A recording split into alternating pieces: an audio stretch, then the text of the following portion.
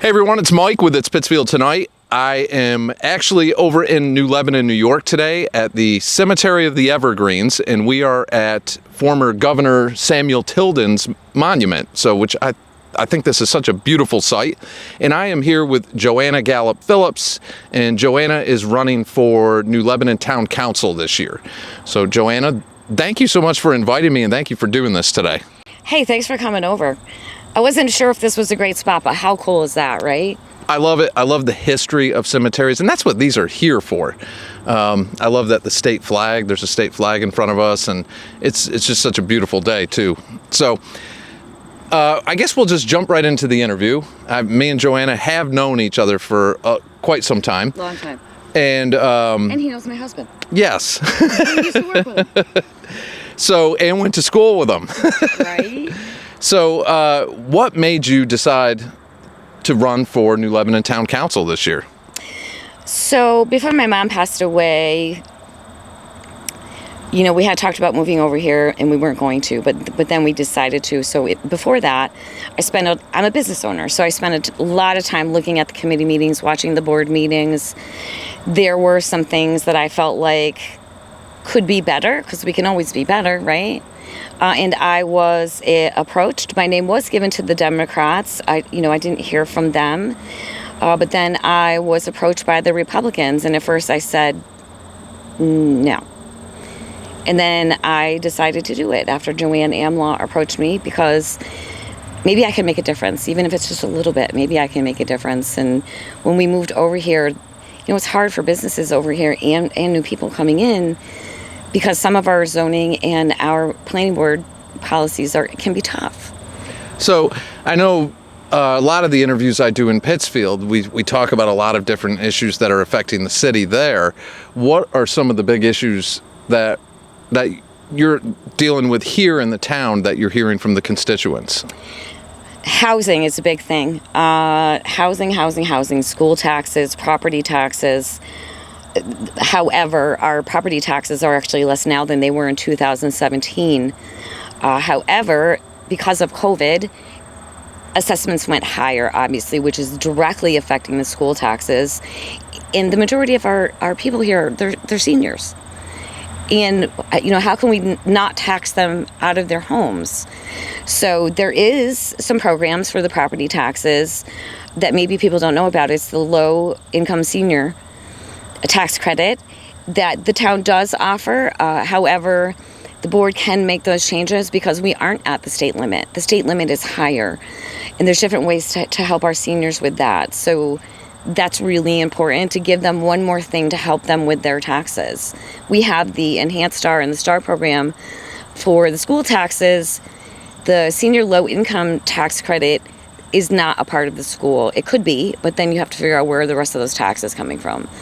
So that is one thing that I plan on working on for sure. So taxes, housing, the future. This has always been a drive-through town to go to work. It's just always been that way. I'm looking at history, and we want tourism. We want people to come through town. Prime example: Samuel Tilden was New York State governor. He ran for president. He lost by one electoral vote, but he did win the general vote. That history alone, a lot of people don't know that Suji's restaurant used to be his mansion. He had a pharmaceutical company, and I can remember as a kid finding those bottles. I wish I kept them. He was actually the first pharmaceutical to make medicine out of marijuana, which is kind of cool. I mean, think about that, way back then. Other history, our Warm Springs, the Indian head that the Indians donated to the town. There's all these things. And they're going by the wayside, and before you know it, they'll be gone, and there'll be a sign, here stood, the Indian head. I don't want to do that. It will bring in tourism. We have to focus on things that are going to help the town, and we need to watch our money. We have a lot of projects going on right now, and a lot of people are confused and scared because things are moving so fast. So that's another thing, I don't want to, and my running mates do not want to stop progress. We know progress is inevitable. We just got to take a breather and just go a little bit slower so we don't get ourselves in trouble. Okay, so taxes seems to be that's what you're hearing the most. And that is, that's something that a lot of communities are dealing with throughout the country, I think. Definitely in the Northeast. But over here, it is kind of unique because you don't have a lot of industry. You don't have a lot of those things. So it seems like primarily the homeowners are the ones who are footing the bill for everything. Would you agree with that? I would. And we also do Columbia County. So Columbia County, we actually do pretty well on sales tax. And the county disperses it 70-30. I don't know what the criteria is for that. Our sales tax revenue has been increasingly going up since COVID. So that has helped a little with not having to do a tax levy. But the school taxes are tough, which the board has nothing to do with that. But can we find other ways to take that burden off? It's tough. Taxes are tough. Now, what is your enrollment? I know in Pittsfield, we've seen the enrollment continually decline. Is that something you're seeing here? Absolutely. There has been conversations of combining schools. Like right now, even we have sports combined with Berlin and New Lebanon because we don't have the enrollment. And however, if that happens, there's people that will end up going to Taconic Hills or Chatham and Berlin and Avon Park. So we do need enrollment, but we need to do it the right way so there's not such a burden on the school. And I don't know what the answer to that is, but enrollment is definitely down. Younger families are moving out and not coming in because it's getting very expensive. There's been a lot of talk. There's a pilot program that I'm on the committee in regards to housing, and there was one young lady from that committee who was a millennial, which was awesome to hear her perspective, and that the millennials are doing like little tiny home communities, right? And it's more like a co-op. So like Craig, one of my running mates, he just helped start up the shop class again at the high school to get people back into learning how to build things. My youngest daughter, Alyssa, you know her, would love to put up a tiny home in our backyard. I don't know how we feel about it. But it is doable. But there are some places where it's not doable. Right. So we've got to find... Are there zoning issues with that? Is that In some places there is. There's not a zoning issue, nor do we need a special permit where I am, but some of the other zoning, it does. So again, one of the things that I want to look at is our policies, our laws, and see if we can help the younger generation. Real estate, to buy a house... traditional house, quite honestly, the way the economy is, the interest rates and the price of homes that have gone up so high since COVID. I was I still have my broker's license in Massachusetts. I mean, COVID was crazy. So the median income has gone up, which is also hurting our school taxes because it's bringing down our state funding. So the key is we've got to figure out how to be able to get younger families, and if there is zoning problems, let's address that.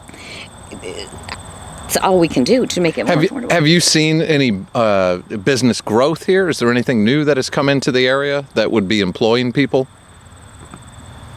Not really, and that's kind of a problem. And again, it's always been a drive out of town. I mean, when I lived here, I used to drive to East Greenbush every day. Actually, when I was in Pittsfield, I still drove to East Greenbush every day. What I would love to see is small businesses and how can it benefit them. For example, we have so many people that work from home. What do they do, right? I think we're missing the boat on that. Like, I make jewelry, I sell jewelry supply. I think we need more community things. Like, if we could get a building where us little people could sell our stuff in, almost like, I guess as a co-op per se, but not really, where more than one person can have some space and have it be affordable. Great idea, but we do need more business in town, and the zoning and planning do make that a little difficult. Yeah, I can see that. I know years ago when I lived in Canaan, coming to the flea market on Saturdays I loved that. Right. Is that something that still happens? They have the flea market. They moved it out of Tilden Plaza, and it's now up at Meisner's auction. It's not as big as it used to be. I mean, back in the day, like that whole parking lot was full. There's not a lot. Woodlife Farms is actually a great place to go too. They are going to start doing a farmer's market. They just got approval from the town. So that's great, which there might be some people that with their jams and whatever they bake. So we are trying. That flea market was incredible, though. I used to. It was packed, and it was like a big deal. It was like, all right, it's Saturday. Get up, go to Jimmy D's, get breakfast, and then head to the flea market across the street. So, and that's the other thing, bringing up Jimmy D's. Everybody used to go there for breakfast. Now they don't open until 11 because of shortage of help. You know, and then I think about what can the local businesses get together to be able to form some sort of health insurance co-ops are really hard. And I'm not even necessarily thinking that, but can these businesses get together, even working with the Chamber of Commerce, to be able to offer some benefits to their employees that would make them want to be here and to continue to work here? Yeah, is the town in a position to offer incentives or TIFs or anything like that to bring in growth? I don't believe so, but that is one of the things with the grants. I'm for grants if it's something that we need and not necessarily just want. I would like to find grants to help our small businesses. I think that would be amazing. I don't know anything about looking for grants, but I know people that do. That's important. And I know even like in the city of Pittsfield, I believe they hired someone specifically just for grant research and bringing in that money. So that is something that I think would take a full-time or at least a part-time position that is what they're dedicated to doing. True. And we do have, grants right now, and everybody is saying, oh, it's not costing the taxpayers anything. That's kind of incorrect. There is the mindset of the grants are tax money, and if it's something that we need or want, we could take it instead of, say, East Greenbush. I totally get that. However, the majority of these grants are reimbursable, and 99.9% of them have some sort of match that is costing the taxpayers. Another hot topic is the community center. Full disclosure, I was 100% on board with the community center. We bought the old firehouse. It's great. We have a lot of free programs there. The seniors do their thing there. We need to look at ways to generate revenue. We're not looking to close the community center, contrary to what's been spreading around. We're just trying to... You gotta love political rumors, don't you? Oh, God, right? If that's the only one going around, we're good.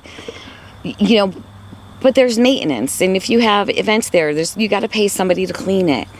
Let's find ways to make that generate money so it can lessen the tax burden. Okay. And for people who want to learn more of how they can support you, more about your candidacy and your platform, how can they find out about you? On Facebook, it's JoAnna Gallup Phillips for New Lebanon Town Council.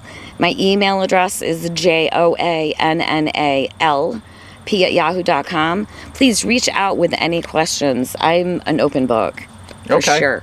Well, JoAnna, it was great to catch up with you. Thank you so much for doing this, and this is fun for me to be in a different state and hear different, even though it's right over the mountain. And I know Pittsfield has really a direct connect to New Lebanon. And this is between Pittsfield and Albany. This is pretty much the main thoroughfare. Right.